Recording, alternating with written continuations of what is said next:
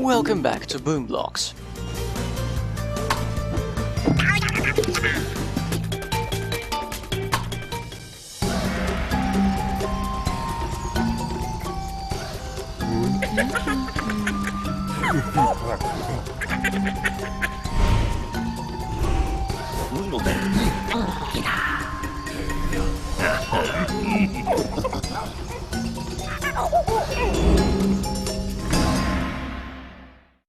Wait, attacked and back? What kind of rhyme is that?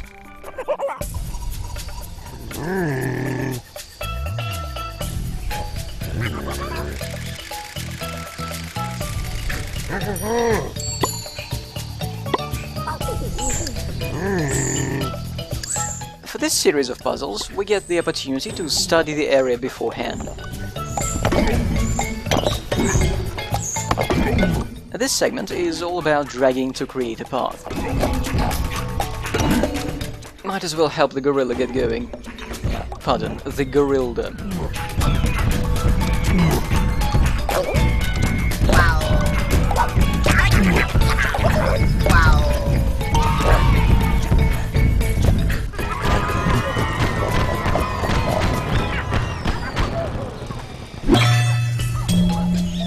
What the hell is up with those time limits? Barely do it, bronze. But then there is a 2-second difference between silver and gold.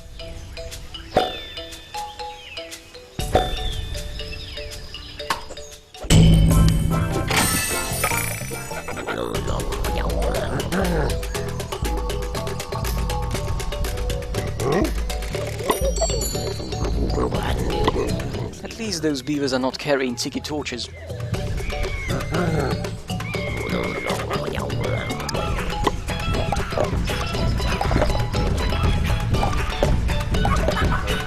These are not difficult levels, really. If you solve those in a sliding puzzle game, you'd assume the developers intend to insult your intelligence. Here, the only gimmick is that those are implemented within a physics engine. And with slightly crazy controls. Close one.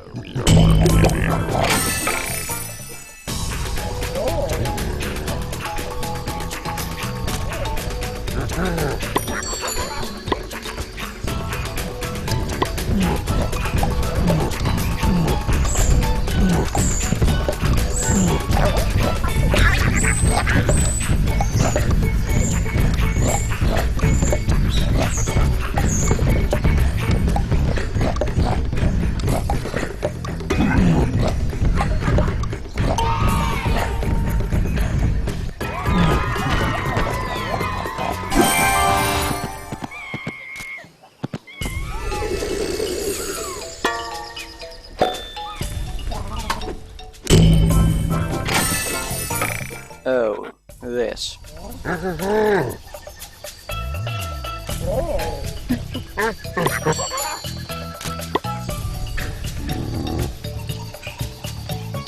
Look, it's a spiral.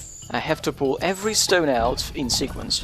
It's not fun, it's not challenging, it's laborious.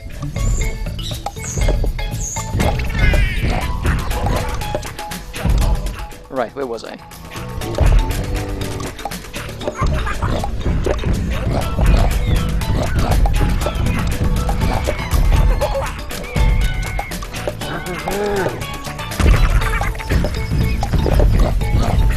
Okay, done.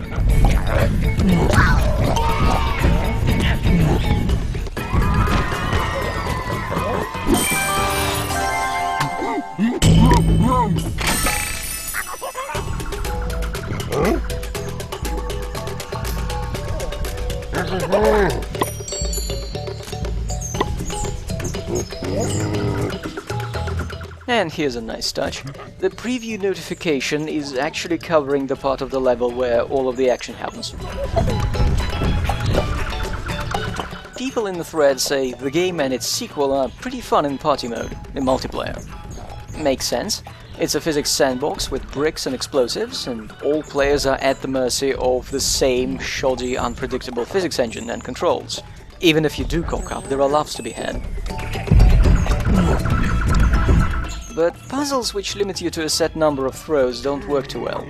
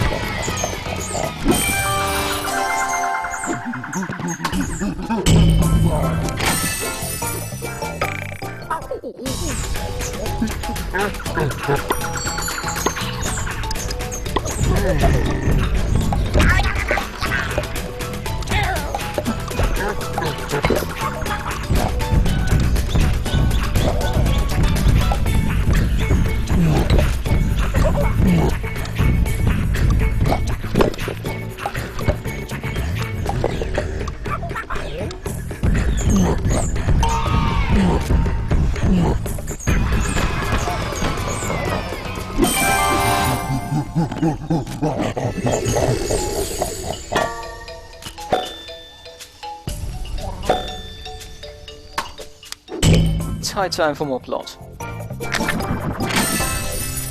Animal Crossing.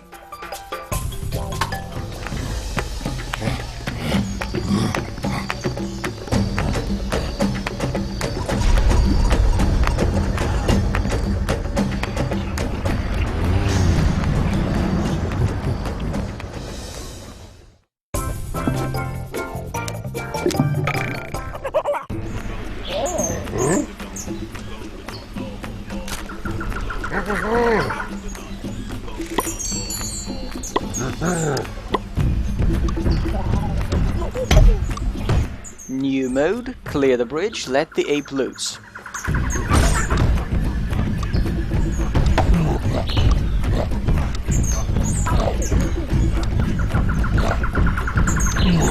I've brought an infinite supply of bowling balls into the jungle, as you can see.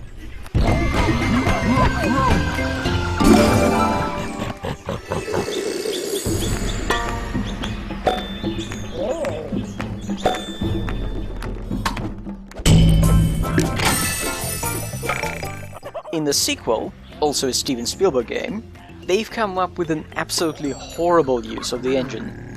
I'm not going to play it because the story is even lazier than the one in this game, but I'll just say that the first chapter there starts with a series of match 3 puzzles. And to clear levels you need to meet score requirements. And scoring there is heavily weighed towards chain combos of matches. You find new appreciation for tile-based match 3 games after playing one where you have absolutely no clue how different shaped blocks are going to drop when you hit them with a paintball.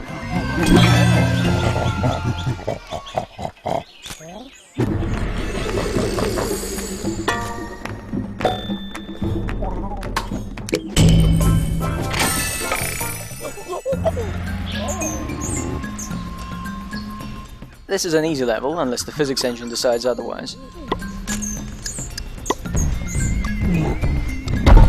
Someone else in the thread pointed it out that the first chapter's levels, where you have to do things in 1 or 2 throws, are basically Bad Rats. Steven Spielberg's Bad Rats, released only a year earlier than the actual Bad Rats.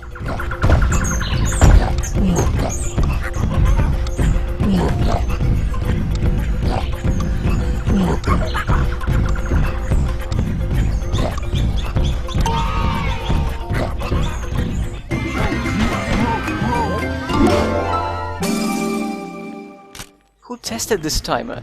What's even the point of giving me an extra minute if using it means I have failed to get even bronze?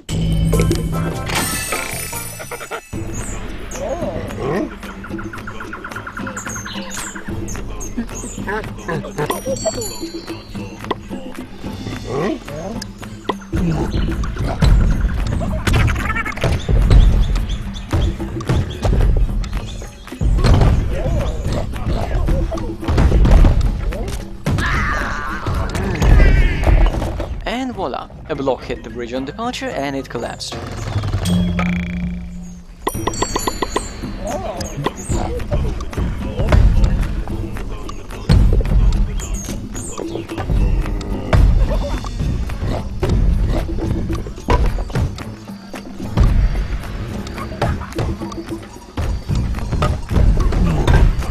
Let's get her going.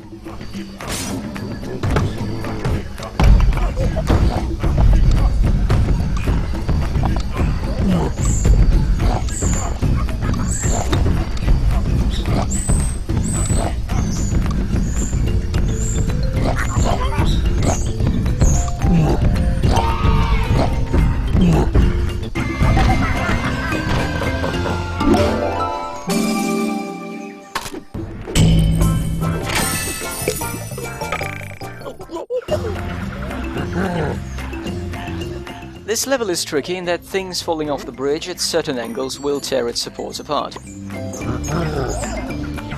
Except sometimes it doesn't matter.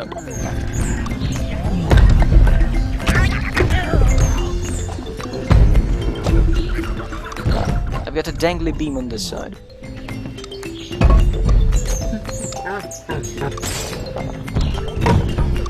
But the bridge doesn't care.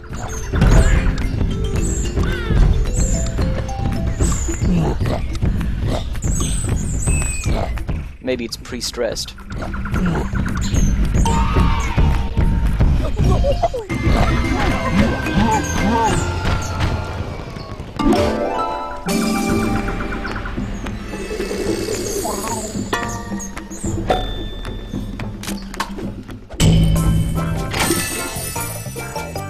Nuclear. Nuclear.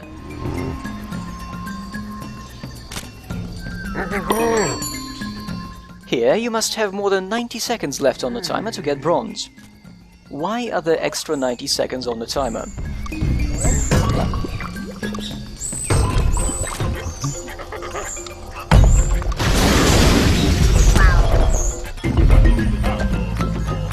I'm going to fail this level repeatedly. But first, something I've wanted to try.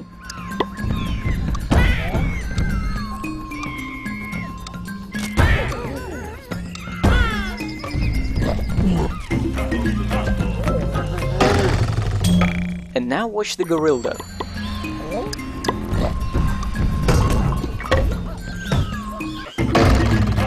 Yep, I've smashed you in the face with a ricochet.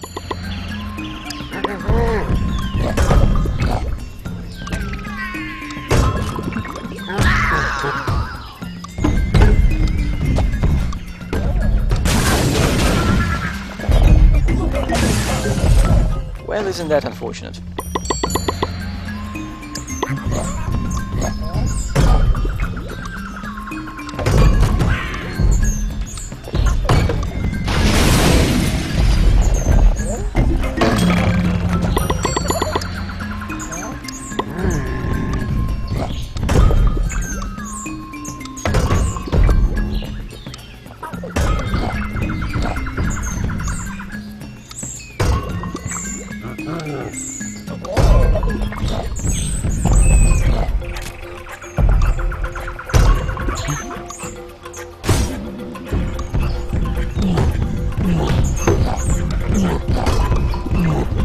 Finally.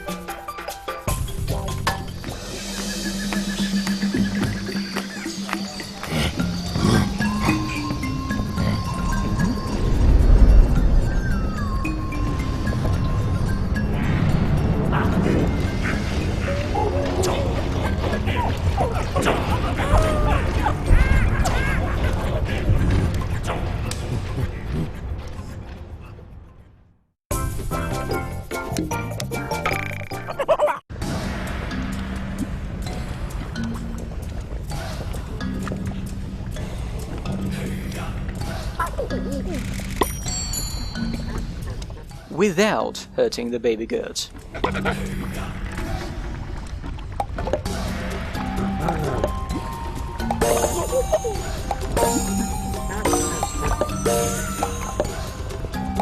Yes, you can grab the platform they're on and shake them off. That kills them.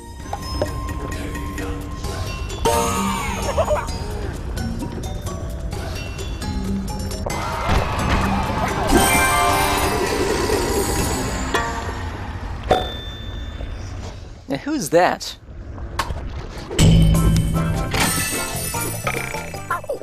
The babies are getting quartered.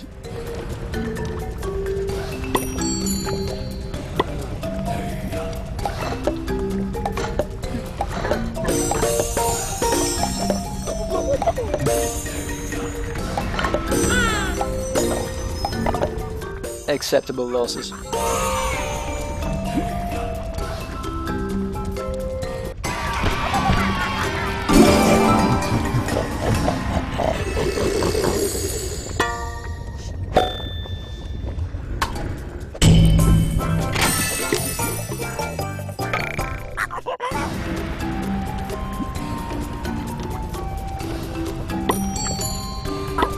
Keep the babies balanced and alive.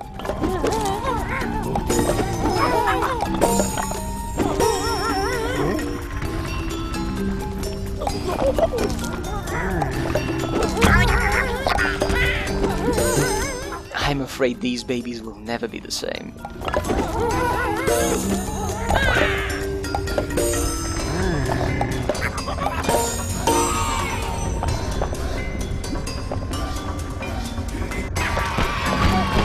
It's common for gorillas to have this many spare babies, right?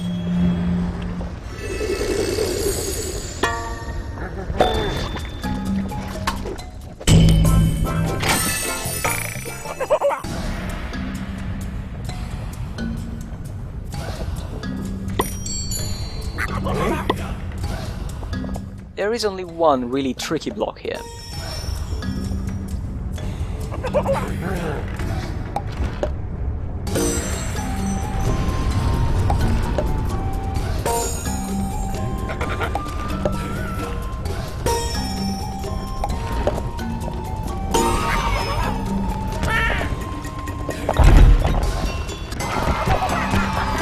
As they say, the road to success is paved with dead babies.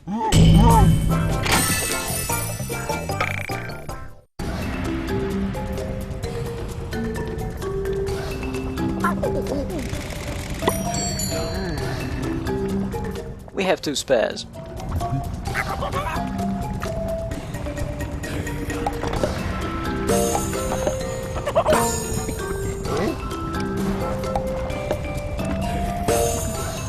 This is a far cry from the most insane puzzle in Explore mode. I'll probably show it off in the last video.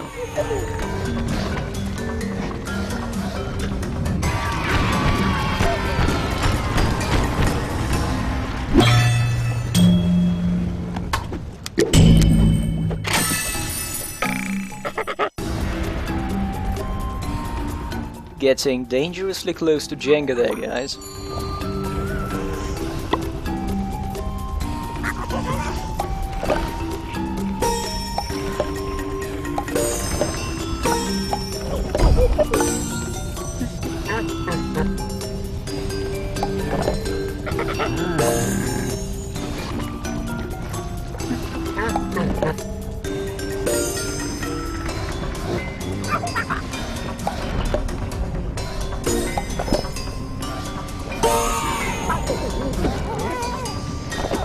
They had it coming.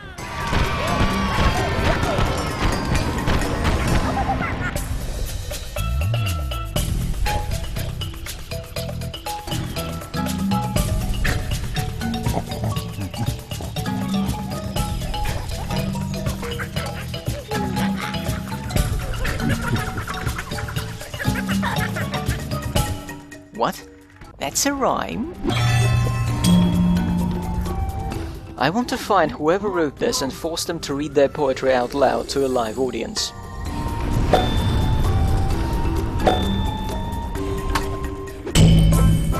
Next up, the best chapter of the game, a Wild West adventure.